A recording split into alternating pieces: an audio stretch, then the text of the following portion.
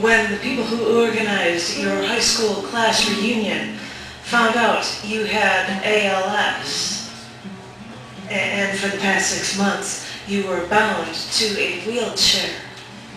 They moved up the reunion date to the fall because they wanted to make sure you were alive long enough for all your high school friends to see you once more. And I thought, wait a minute. Stephen Hawking has AIDS, and he's lived for decades with ALS. Sorry, I said that wrong. Stephen Hawking has ALS, and he's lived for decades while bound to a wheelchair. They're really jumping the gun here. You're not about to die. Since I didn't go to school with you, I wrote our band name on my name tag at your class reunion held at your favorite local bar. Saw you there in your wheelchair, now unable to speak, but still holding court with all the girls from your high school days. Yeah, in your high school yearbook, you were even rated the biggest flirt. The girls still swooned as you periodically played pre-programmed messages from the computerized Stephen Hawking voice.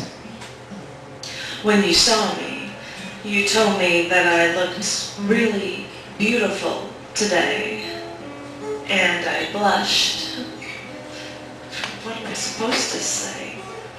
And then I heard you later on with other swooning women telling them, one by one, that they looked really beautiful today. And it made me smile. And then John was there when you complimented one more woman. And that's when this man responded loud enough for the group to hear. Stop complimenting me like that in front of everybody.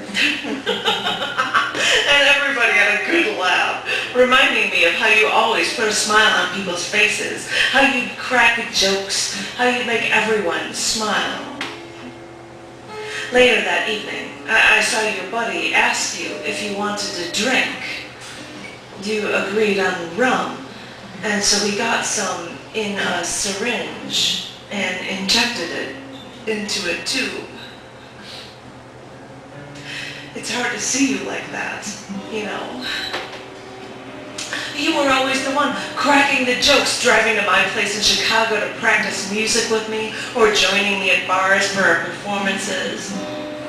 You drove to Central Illinois with me to perform music live at a local radio station.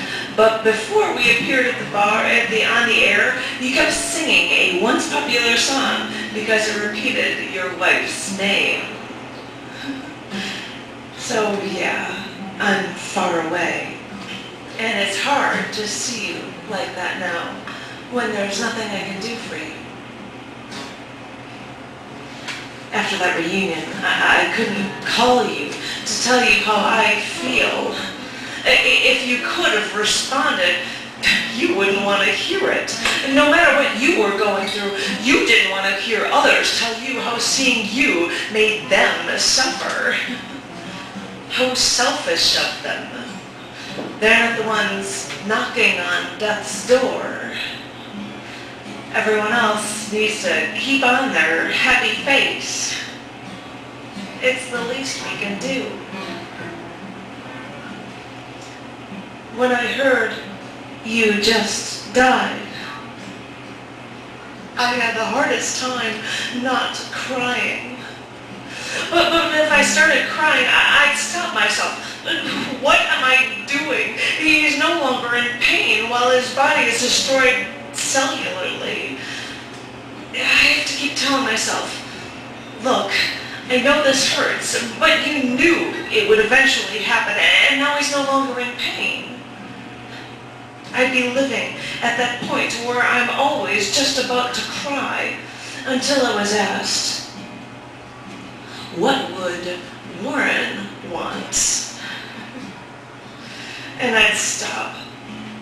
And then I'd say, he'd want me to laugh. He'd want me to be happy. Just give me a minute. Because after seeing such bad things happen to such good people, I need to pull myself together before I can put a smile on my face again.